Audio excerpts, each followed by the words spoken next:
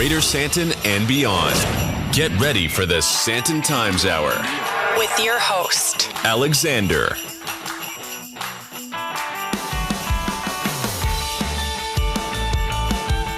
Key December, the Sandton Times Hour on Mix 93.8 FM, and it was available as a podcast on Apple, Google, and Spotify. My name's Alexander Leipner. This is week 51, and we're in December 2022. Or is it December? December. Week 51. So it means we've got 53 weeks this year. How did we get that right? Not sure. You can email editor@sandtontimes.co.za if you want to get in touch, or you can connect with us on social media @Sandton Times, or visit the website www.sandtontimes.co.za and send us your questions, your comments, your feedback. You're always part of the show, as you have been for the last 6 months. Thank you for making the time to listen wherever you are in South Africa, in the world, in Gauteng, Johannesburg, Pretoria, on DStv, on radio, on streaming, on podcast, whatever it is, wherever it is. Welcome to the Sandton Times Hour, and I'm happy to report that all is well in Sandton land. And Vincenzo, can you believe it? It's our penultimate show for 2022. We've got one more to go, and then we will be back again in 2023 for a whole new year of the Sandton Times Hour. So, still finalizing the dates, deciding when we'll be back, but it'll be somewhere in the middle of January, I reckon. We need a bit of a break. Oh, I don't know about you, but I'm tired now this year, hey? I mean, I think we've now all done what we've needed to do. Literally tying up the loose ends, switching off the lights. Well, we've been doing that the whole year. Oh, gosh. Gotta be really sharp and really wide awake. We're doing this show, let me tell you.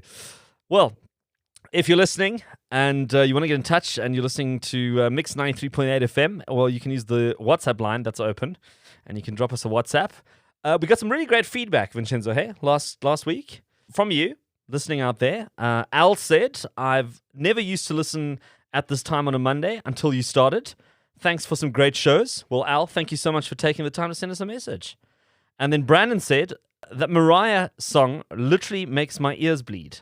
I don't think there's a more hated song in the world. Wow. Brandon, that's harsh, eh? That's really harsh. And yet it's been played, I don't know how many gazillion times. I mean, that song has become like an institution. But Brandon, I think you need to go see someone about those bleeding ears. Go have that checked out. You don't want that staying for too long.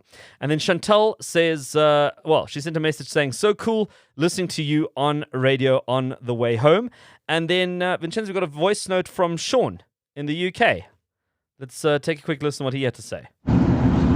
Just thought I'd drop you a line here from the UK. I listened to you guys on my way home. Like I say, it's 5 o'clock here now. It's as dark as if it's 9 o'clock there in SA. Through load shedding, it's just like that, yeah. Have a good one.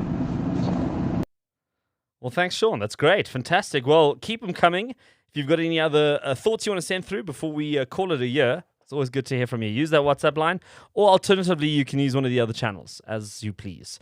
Well, this week of events let me tell you, there wasn't much. I really wanted to talk about this press conference that we went to on Friday with a US celebrity, which started over an hour late. And by that time, I'd already packed up my stuff and I had better things to do, because who's got time to sit there on a Friday afternoon waiting for someone to arrive? You know, especially when the people convening the press conference tell you, be there at 9:45 a.m. sharp, because we are going to start at 10 a.m. on the dot. And then by 11 a.m., nothing's happened. We're all sitting around there waiting for something to happen. You know, I just don't have the energy to talk about this right now. It's December. We're all done with the year. Who cares? Ciao. Coming up on this week's episode, it's banking and books, as I catch up with the CEO of one of South Africa's newest banks to chat about an annual gifting ritual, which is really interesting. You want to have a listen for that. Then one semi-final look at the Qatar FIFA World Cup 2022 as the drama continues on the field and the final looms. It's almost all over again.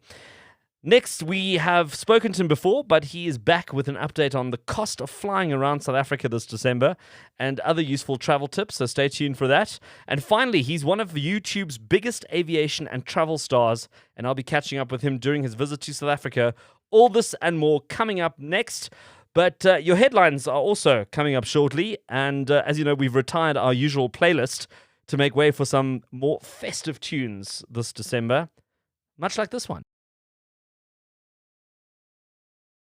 Follow the Sandton Times on social media. At Sandton Times. This is the Sandton Times Hour on Mix 93.8 FM with Rob Thomas of Matchbox 20, if you didn't recognize him, and Small Town Christmas. He's setting the mood for the coming festive break with that one. And are you having a Christmas in a small town? I'd actually be quite interested to hear. Let me know. And what is the best small town in South Africa to have a Christmas? Is it Clarence? I know Clarence is really magical there in the Free State, but there might be some other small towns that we've totally missed. So send me a message, WhatsApp, social media, whatever works for you. Be good to hear from you. What is that small town that we should be visiting over Christmas? I'm just not sure about this snow falling all around. This is the problem with a lot of these Christmas songs from overseas. We don't have any snow falling all around. In fact, actually, I think we've got sweat falling all around because we're all, cooking. If it isn't raining, we're all sweating our, I don't know, what would be the appropriate thing to say? Our Christmas hats off or something like that. But yeah, I mean, they could probably say something like the ice maker next to the swimming pool would probably be the South African equivalent. It's time to take a look at your headlines for this week.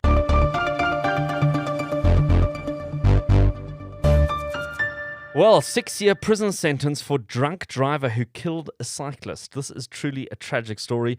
News 24 reports in June 2020, a cyclist was killed after being struck by a BMW driver on a four-ways pavement and dragged down the road. How awful. The 43-year-old was sentenced in the Randburg Magistrates Court on Friday after earlier pleading guilty to culpable homicide and driving under the influence of alcohol. His driver's license has also been suspended for 5 years. And I believe this incident happened like on a Thursday afternoon, like at lunchtime. So this wasn't like some debaucherous party on a Saturday night or Friday night. This happened in the middle of the day. The sun was out and drinking and driving. 2 families' lives ruined because of this. So just don't drink and drive. Let's just be honest. You know what? Don't get behind a wheel. Don't be a superhero. Don't think you have some sort of genetic disposition to not being affected by this. It's just not worth it. Especially during the festive season where there are a lot of parties, a lot of braais, all that kind of stuff. It's just not worth it. If you're going to drink, take an e-hailing service, get someone else to be the designated driver. It's not a difficult habit to get into. And look at this situation. Here, 2 families ruined. Both families going to be sitting at Christmas, and that one significant person in their life is not going to be there for different reasons, all because of drinking and driving. On another story, Johannesburg Mayor Mpho Phalatse got married, so congratulations to the executive mayor, and maybe in 2023 we might actually get her on this show. We've tried. Trust me, we've tried. But anyway, she's married now, and let's see what happens next year. The most expensive South African private day schools in 2023, well... Sorry to remind you, but back to school is around the corner. And Business Insider compiled a list of the most expensive day schools in South Africa. Now, hold on to your Christmas hats for this one. I'm not going to go through all 10 now, but I'm going to actually give you the top 5. Let's do that. Top 5 private day schools for 2023. So at number 5, Crawford College in Sandton. That's just down the road here. They actually keep their ranking from last year, but they're now 178,000 rand next year for the year. 178,000 rand to go to Crawford College Sandton. Then Bishops I think that's in Cape Town, isn't it? Yeah. They're 185,020 rand. So 185,000 odd if you want to go to Bishops for the year. Then Rodine School, that's also just up the road here, 191,181 for the year. That's what you're in for. So we're looking somewhere between, 15,000 a month and 20,000 a month with all these schools. St. John's College, 194,148. That's what it's going to cost you per year in 2023 at least. And then right at the top at number 1, Kersney College with 224,620 rand for the year. Wow, your kid's got to really learn something there, let me tell you. 224,000. So those are your top 5 private schools, and these are the day schools, not the boarding schools. I'm sure that's a whole other list with a whole other price list. But those are the private day schools in 2023, and you can get the full list on Business Insider if you're interested to see who else is on that list. Let's leave it right there with the headlines for this week. It's time to catch up with the CEO of Discovery Bank, Hylton Kallner, and his list of must-read books for 2022 and I suppose 2023, right after the break. You're listening to the Sandton Times Hour.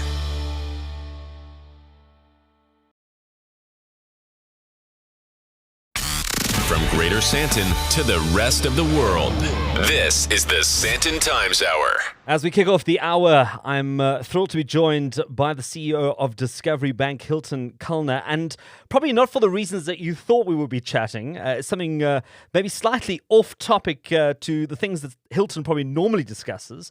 But Hylton, it's great to have you on the Sandton Times Hour. And maybe before we get things going, how have things been for Discovery Bank this year? It's been a remarkable year, actually, Alex, and thanks for inviting me on your show. I think that the bank has really progressed. We crossed 1 million accounts about halfway through the year, which was a major milestone for us, and it's been accelerating. It's been accelerating since. So it's been really excellent, and I think the recognition for the bank, the growth, the sort of the products that we've rolled out have really resonated. And I think that's probably played out a lot better than expectations. So we're pleased. There's still a lot to do. We're just getting going, but it's been a really, really positive year. Well, at least you have a little bit of a breather now, and then it all starts all over again in 2023. And talking about breathers, you posted something on LinkedIn the other day that I picked up on, which I thought was quite an interesting sort of topic of conversation. The first one being that you listen to podcasts, which is really great. And I see you referenced a New York Times podcast talking about deep reading, and that sort of was the genesis of this post that you did about how reading is a big part of your life, and not reading off a digital screen, but actually reading out of a physical paper book. And then you rolled into this stack of books that you issued to your team. And maybe let's talk about that. Like, what is this passion for reading that you have, and how did this come about? I think I've always been quite an avid reader. I grew up with books. I was fortunate enough that my parents really sort of inculcated a sense of reading in me, and it's been a passion that I've had since I was a child. So I've read to my children, and reading for me is enjoyable, but it's also learning. And in my role, I guess I don't get a lot of spare time, and so when I do, I try and almost sort of roll everything into one, and reading does that for me. It sort of relaxes me. It's relaxational, but it also is inspirational, and I'm naturally curious. So it enables me to sort of continuously learn, and so it's sort of, for me, it really is a pleasure that I have. Part of that is sharing it with others, and that's essentially what the sort of the gift books are at the end of every year, and they've become sort of tradition with my teams. And I think it's something that we have a bit of fun with. Well, let's have a look at this stack of books that you've gifted everybody to do as you say, homework over the festive season. I don't know if they're going to be able to read all of these in one holiday, but you've got Shackleton. I mean, what a great story! That's the famous explorer who sunk his ship and had to pull it all together again and get back home. Why did you decide to throw that into the mix? So firstly, let me just make the point. There are about 12 books or so on my list every year, 10 to 12 books. I don't give all of my team members all 12 books to read over the holidays. I select 2 or 3 for each person. Okay. And try to make it quite relevant to their personality and their focus area and their passions. So that's also part of the fun, is sort of selecting something that's a good match for each person. And Shackleton is just, as you say, it's just an unbelievable story. For anybody that hasn't read it, it's an amazing story of adventure, but leadership. Just leadership and teamwork. If you want to read sort of a real life story that you can't make up, Shackleton is really, or the story of Shackleton's journey to the South Pole, the Antarctica, is just amazing. And I read Endurance, which is the story of their trip, their journey a few years ago, and I actually gave that as one of my gift books. But this one is an updated, I suppose, version, in the sense that it's authored by Sir Ralph Fiennes, and he's probably the greatest living adventurer. He's done the Antarctic single-handedly by foot, I think. So he tells the story, from a first-person view as well, and so it makes it really, really interesting. Well, listen, I mean, it's a hard story to beat, as you mentioned. Talking about people with real life experience, you've got Henry Kissinger in there as well, a book on leadership, and you've also got a bit of Malcolm Gladwell. I mean, you can't go wrong with that either. Yeah, so they're both brilliant, but completely different in a sense. Henry Kissinger is probably the greatest living sort of elder statesman. He's 99 years old today. So he's, globally, he's probably, he's lived through so many different changes, geopolitical changes, and he's chosen 6 leaders that have really sort of inspired him, and who he sort of identifies as almost changing history in the countries that they've led, almost single-handedly. And so they're almost 6 mini stories in the book, so it makes it quite easy to read. And so I selected it for leaders amongst my team, but also those who are not avid readers. This is really easy for them. They can pick up the book, read a story, read about one of the sort of the leaders that Kissinger talks about, and then put the book down and pick it up at a later stage. So it's really interesting. He's met obviously all of them, and so you really get some brilliant insights. The Malcolm Gladwell book is quite different to some of the other material that he's published. And I've been a real fan of Malcolm Gladwell. We brought him out for the Discovery Leadership Summit, for our very first leadership summit, at the Sandton Convention Center. And from the first time that I saw him actually speak to his research, it really became clear that just how uniquely special he is. But what's interesting about the Bomber Mafia, is that it actually started as a podcast, which I suppose is relevant in this context. But it came out of his podcast, Revisionist History. He's a really, really well-known sort of historian around World War II, and this is the story around that the backstory that really goes into the sort of the bombing strategies in World War II, and the people behind them, and the thinking. It's fascinating, and it's got that sort of Gladwell-esque kind of paradoxical insights that you really don't get from almost anybody else. So it's brilliant. Well, it's certainly, I suppose, a different kind of company gift that you would give people, but I think it's probably also a very valuable gift that people kind of take something with them. You can communicate certain things as a leader, I suppose, as well, through certain people. As you say, you pick sort of certain books for certain people that matches what they need. And I think it's a great idea. We're going to put it up, the full list up on the Sandton Times website. So if you've been listening and you think, I want to see what the rest of these books are, or just pick up on some of the books we've discussed right now, we'll put it up on the website. So after the show, you can go on, you can sort of take your time to go through all of it. And Hylton Kallner, CEO of Discovery Bank, I thank you for making the time to share this with us. And I hope you have some happy reading over the holidays, and I hope you have a good break, and we get to reconnect again in 2023. Thanks so much, Alex. Same to you. Well, there you have it. And having a quick look at the time, it's the bottom of the hour, and we're going to take a quick break, and we'll be right back after this. Back for more? The Sandton Times Hour continues. You're listening to the Sandton Times Hour on Mix 93.8 FM with John Legend, and you deserve it all, as you always do, every single week. Taking you into the second half of the Sandton Times Hour, my name is Alexander Leipner, and if you don't know how this works, well, if there's anything that sounded good, you might have missed it, you were, I don't know, doing something else, or you kind of looked the other way for 2 seconds, and you didn't get all the information you wanted, well, you can catch all the details of the show on the show notes, which are on the website, www.sandtontimes.co.za. Every week, we put up the detailed breakdown of everything discussed on the show, and this week's edition as well. So rest assured, you don't have to stress if you missed something. Go have a look at the website. Also, you can also check out the social media accounts at Sandton Times, and feel free to get in touch or engage with a tweet, a WhatsApp, a DM, a voice note, like some of the other people did that we mentioned early on in the show. and they sent us some really good feedback, and we'd like to hear yours as well. And you can also use the hashtag Sandton Times Hour. Well, as we've been doing for the last few weeks, we've been catching up with Jeff Grundlingh, who is our sports contributor, sports commentator on all things Qatar FIFA World Cup. And Jeff joins me again as we move into the semi-finals. And Jeff, my goodness, I mean, it's been a festival of upsets at the World Cup, hasn't it? Well, Alex, you've said it absolutely perfectly there. And at this point, I'm just giving up on any sort of intelligent or educated guessing out there, because it's just been upset after upset. At this point, it's just a spectacle to be enjoyed. Yeah. So if I said things like a Morocco-Croatia final, the final of the underdogs, could it be a possibility? I guess anything could be a possibility at this point.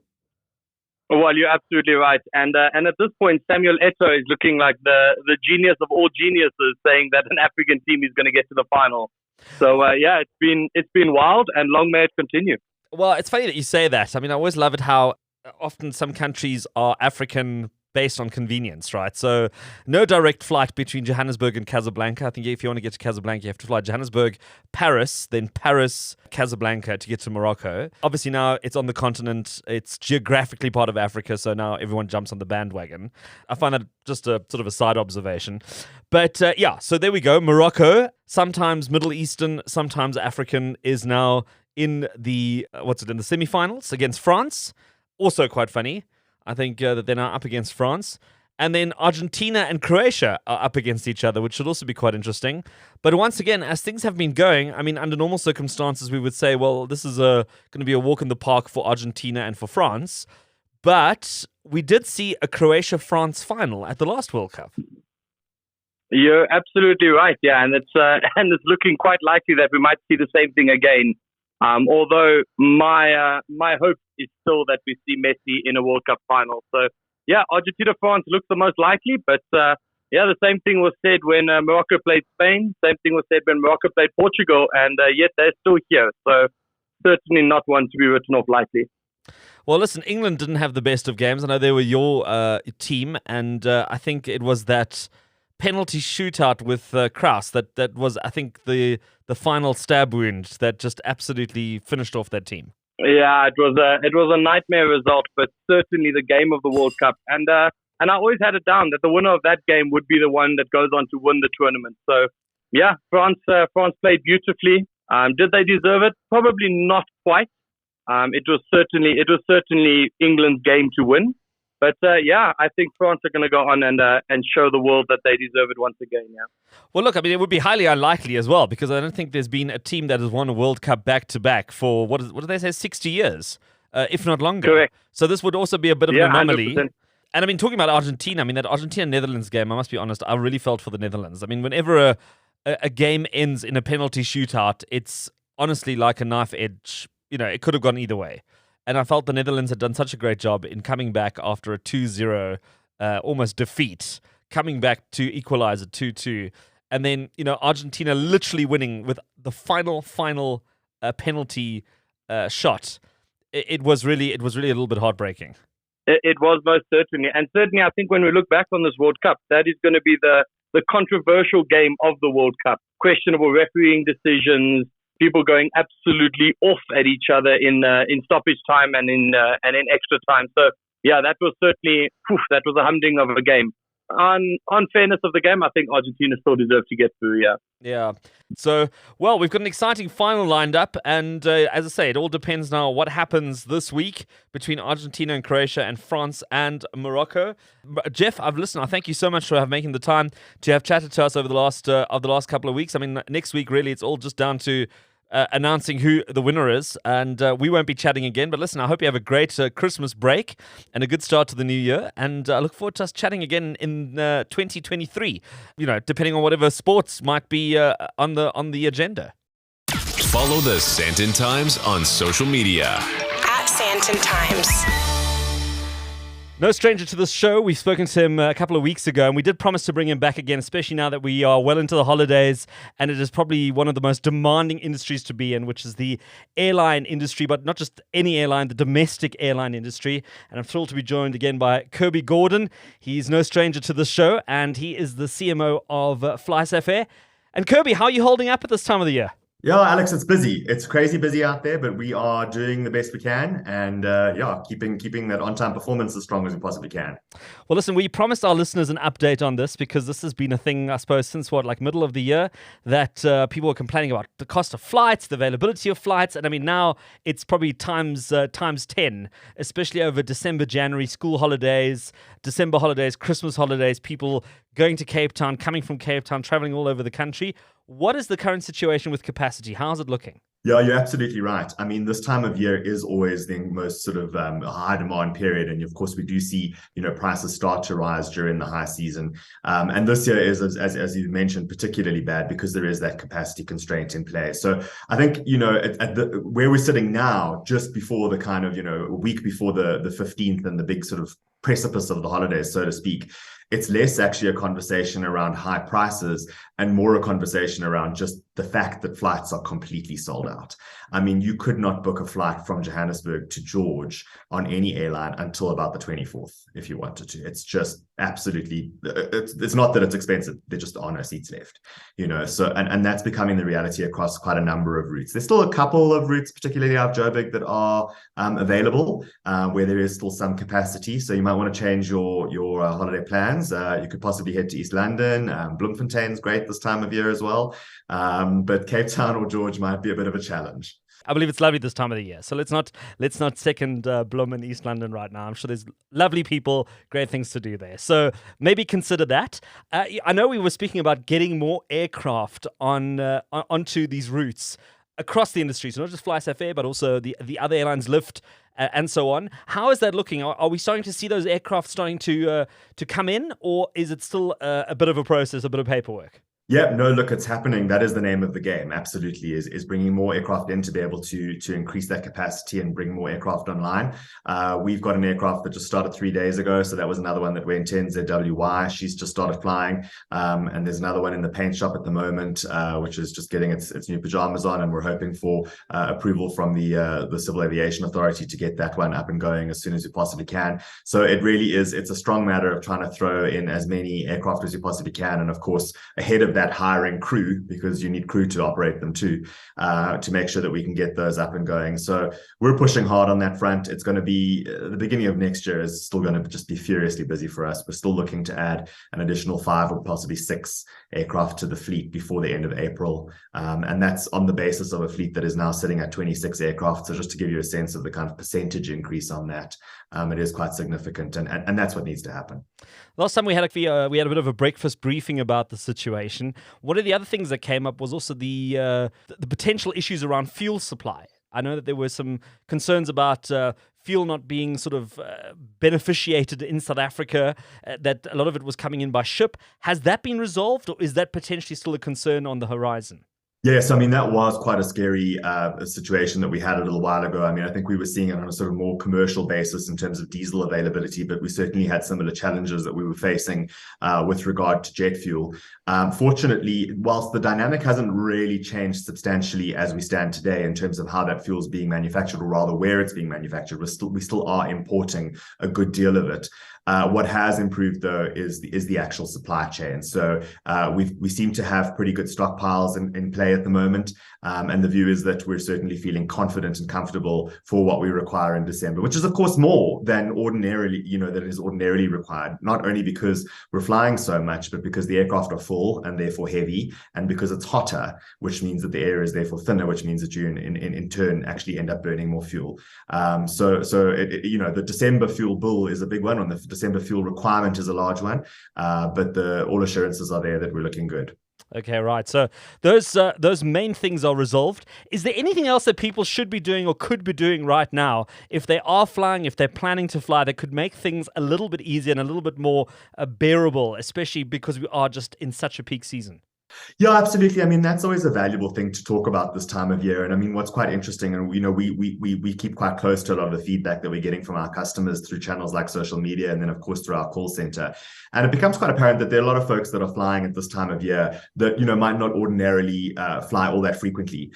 So you might be putting granny and grandpa on a flight or something to that effect. And I think oftentimes when we do that, those of us that are more used to flying don't think towards some of the basics and how we can actually help one another get through those processes a lot more simply. But even if you are a regular flyer, there are ways and means to actually try and just move through, particularly the airport and the airport terminals, with a little bit more comfort, especially given that, as you rightly said, over this period of the year, it's just so incredibly busy. Every flight is going to be chock-a-block, and you're going to see those terminals really, really buzzing. So it's important to get a couple of things up and right. I think the first thing we always love to chat about, and the first thing we're quite proud about, is technology. So we've built a lot of technology formats to try and help people alleviate the need to actually ever go to a service counter, hopefully avoid check-in counters if they possibly can. And by that, what I'm referring to is things like your mobile boarding passes. So if a customer that's flying with us has not yet done so, highly encourage them to download our app. So it's really a great idea to try and utilize your devices and make sure that you just become tech savvy when it comes to traveling through the airport, because it'll save you some time in a queue, that's for sure. Okay, fantastic. Well, I'm going to add another one to that. One of my favorite ones is when you go through security at an airport, try not to wear a belt. Try not to look like a Christmas tree. I mean, every time you get there, there's always this one person who either, like you were saying, hasn't been traveling a lot or thought that it was a big dress up to get onto the plane, and they end up having to take off every possible piece of metal item that they've got on them. Take all of that stuff off. You can put it on when you pass the gate. I don't know, keep it in your backpack or in your carry-on, and then you can put your belt on and your earrings and your whatever else, rings and chains and whatever, because that slows down the process so much at those security gates, and it can you can tear your hair out. Another great one is wearing slip-on and slip-off shoes, because sometimes you have to take your shoes off now. You have to untie them, retie them. There's nowhere to sit to tie your shoes if you want to tie them. So those are just things to bear in mind, I think, just to speed up the process, because now there's massive bottlenecks at those particular points. Even if everything else goes seamlessly, there's just certain points that you just know are going to be packed. The fact that you raised the scanning machines, the X-ray machines, is also something else that's quite pertinent to bear in mind. I mean, we're all very conscious of not taking, scissors and forks and things through, in our luggage through the X-ray machines on board, because we know the kind of basic things. But this time of year, there's something that always catches someone out. And that's that if you look closely at the dangerous goods posters that are at the airport, you're obviously not allowed to carry firearms with you on your person unless you book them in appropriately. But also, please, even if they're Christmas presents, don't bring toy guns. Don't bring toy water pistols or toy guns. The reason being, they get picked up, the shapes are identified, and this is in your checked luggage or on your person. The shapes are flagged by the security equipment, and your bag will be hauled off and checked, and that's going to cause a world of pain. So wow. I'm afraid that's not the top of the Christmas present list this year if you're flying. Rather leave those things at home. Well, Kirby Gordon, that is some very practical advice there, especially if you're getting on a plane anytime soon. He's the CMO of FlySafair, and it's been great to catch up with you again, get a bit of a feel of where we're at, what the temperature's like. I wish you a very Merry Christmas and a great start to 2023. And we've got a quick commercial break, and we'll be right back after this. Online, on air, anywhere, anytime. This is the Sandton Times Hour. It's the Sandton Times Hour on Mix 93.8 FM, and also available on all good podcast platforms wherever you are in the world. And that was Ronan Keating with Summer Wonderland. I think it's a great take on a Christmas classic, but perfect for the Southern Hemisphere, because we don't have snow, we don't have bells, we don't have reindeers, we don't have any of that. We've got the sunshine, we've got a braai, we've got cold beverages, and I thought, what a great remix on a classic.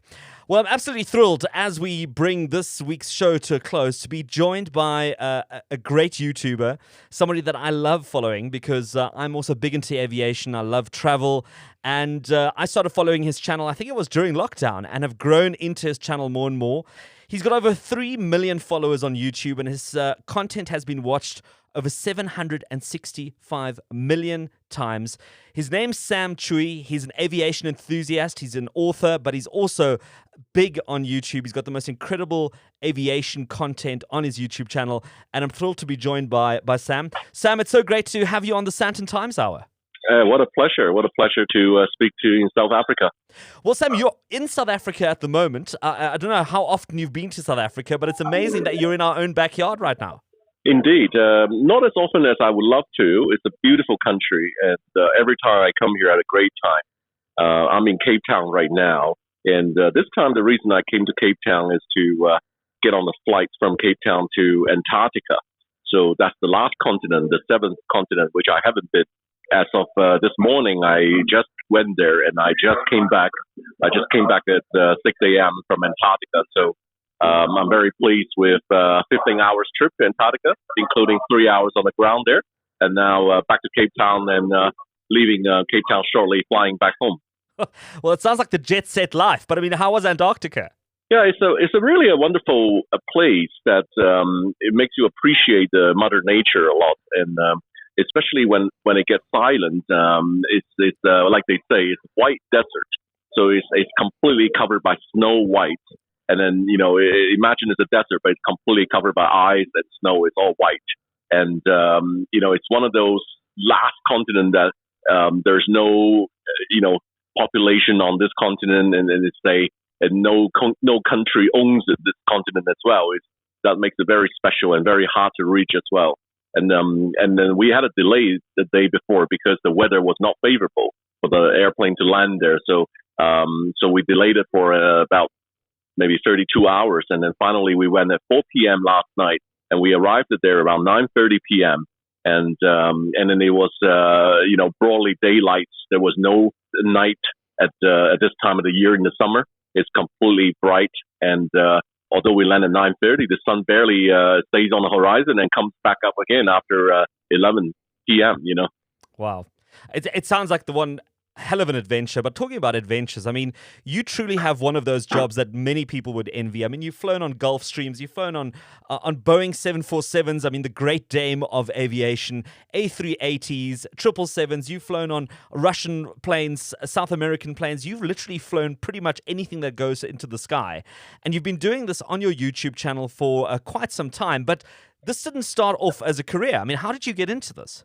Well, it's always been a hobby. It's I never see it as a job. It's always a hobby. It's always a passion. And my interest is flying exotic, flying rare airplanes, commercial airplanes. So I'm trying my best to fly and experience all kinds of commercial airplanes available in the world. And that motivates me and keep me chasing it. And, it all started by coincidence. I putting video on YouTube and people start to like it. And I realized there are lots of like-minded audience appreciate aviation, and I figured that I have to do better each time to bring that experience closer to the audience so they can enjoy it together with me. And listen, people enjoy it with you. I mean, you are a very likable personality on camera. I mean, you have a certain way of delivering the experience. It kind of, people live through you vicariously on some of these trips. What's been some of the most memorable flights that you've been on over all the flights that you've done so far? I mean, this year has been a very blessing year since COVID is largely behind us. So this year I did 3 very memorable flights. One is called zero G, or zero gravity flight, that you feel like an astronaut for 30 seconds each time when the airplane's in a free-falling state that generate a zero gravity inside the airplane, which is kind of a unique experience. Then last month I flown a helicopter up to Mount Everest. That's also once a lifetime experience. And this month, yesterday, I flown from Cape Town to Antarctica. I think that's also, has to be one of the top 10 flights I've done down to my memory line. So there are many. I think all of the flights are unique, even some of the normal flights, and I still enjoy looking out the window and always have a good time on board. Amazing. Yeah, and I mean, if you're listening right now and you haven't watched any of Sam's content, please jump onto YouTube, type in Sam Chui, which is Chui, and watch some of the great stuff that he's put up on there. Sam, I mean, as things unfold right now, what are you seeing in terms of major developments, major trends going into 2023 when it comes to global aviation? Well, I think global aviation is largely in a recovery mode.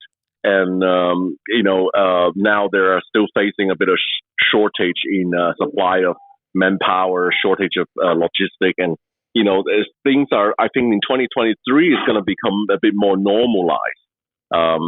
This year the airfare has been very high because there's not enough airplanes to fly. There's not enough seats around, and everybody want to go back to travel. So we'll continue to see the trend to become normalized next year. Hopefully by 2024, things can go back to pre-COVID levels. So COVID was a big kind of a shake-up for the whole aviation industry, and now it's trying to coming back to an equilibrium state in the next 1 or 2 years. Amazing. Sam, I mean, let's just come back to this conversation about YouTube. I mean, you mentioned you uploaded something onto YouTube, you got likes, you got a following, and suddenly here you are with millions of views, millions of followers. Let's be honest. I mean, the internet and platforms like YouTube have revolutionized the way content is developed and distributed. I mean, if you had taken your videotape or your cassette tape, gone to one of the major channels on satellite television and said, "Hi, I'm Sam. I'm going to do this show about all kinds of planes, and it's going to be 15 minutes or 20 minutes or 30 minutes," most likely we would have never gotten to know you, because we know how that process generally goes. Yeah, I do agree. I think YouTube is a wonderful searchable library of video. So no matter what time, you can turn on YouTube and Google the words you want, and then you found the video content. There's massive content every day, and I'm looking forward to share more on that. Fantastic, Sam. Any big trips planned for 2023? Anything in the pipeline at the moment? Well, there's only one big trip I've been planning for a while, is to see the last Boeing 747 delivery. As of yesterday, the Boeing 747 rolled out of the factory from the body joint. So it's gone to a paint hangar. I believe in the end of January, it will deliver the last one. That will be the end of an era from 1969 to 2022. So 52 years of 747 production comes to an end, which is a very remarkable achievement for an airplane that outlasted many other models. Fantastic. Well, Sam, before we wrap things up, I want to give you the opportunity to maybe send out a shout out or a festive wish to some of the Sam Chui fans in South Africa. Well, I'm truly thankful to all the fans all over the world, and also in South Africa. And I think when we share aviation and we understand each other, and then aviators always help each other as well. And a lot of times I'm on the road, I met people randomly in the shopping mall here in Cape Town, or at the airport lounge and here and there, and always very thankful. And the South African people are always has a very sunny personality, and always very casual and very, very nice people here. And can't wait to come back again for a bit more, and maybe perhaps flying the GA airplane. As many of you would know, the airplane I fly is called Sling. Sling is actually a South African-made light sports airplane. So I can't wait to come back next time, fly around the country in South Africa. Well, fantastic. And Sam, I hope I bump into you at one of the many, many airport lounges somewhere in the world. That's Sam Chui, aviation and travel expert on YouTube. Go check him out, Sam Chui. And it's been great having you on the Sandton Times Hour. Thank you so much. Thank you, Alex. And that's it for another Sandton Times Hour on Mix 93.8 FM, and is always available as a podcast on Apple, Google, and Spotify. If you want to get in touch, you can email editor@sandtontimes.co.za, and you can connect with us on social media @Sandton Times, or visit the website at www.sandtontimes.co.za. Feel free to send through your questions or comments, and a special thank you to all our fantastic guests who made time to be on the show for this week. Vincenzo as well, thank you very much. And listen, thanks for bringing in that panettone. I mean, Christmas isn't the same without a slice of panettone. So thank you for that, man. And thank you to the Sandton Times team, as well as everyone at Mix 93.8 FM. And a special thank you to you for listening. And let's connect again next week.